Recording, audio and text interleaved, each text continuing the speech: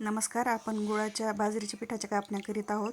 गूळ पाण्यात कालवून घेतलेला आहे. आता बराचसा गूळ घ्यायचा.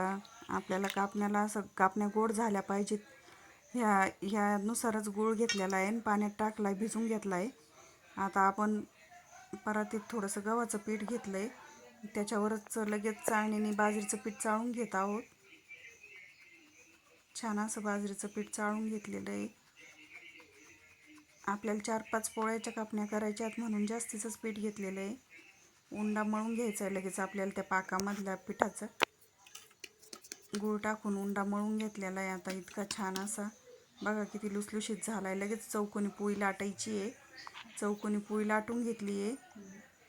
लगेच कापण्या कापायच्या आहेत.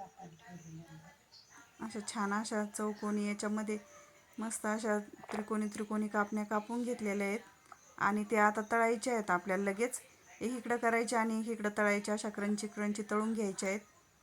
बघा की कशी छान कापण्या केल्या आहेत. बघा त्रिकोणी एकदम छान आणि पातळ लाटल्यामुळे एकदम छान होतात त्या. लगेच तेल तापलं का लगेच टाकून द्यायच्या आहेत त्या सगळ्या कढईमध्ये.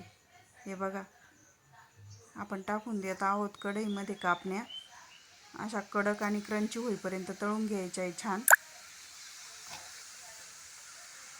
एकदम छान अशा लुसलुशीत कडक झालेल्या आहेत बघा कापण्या.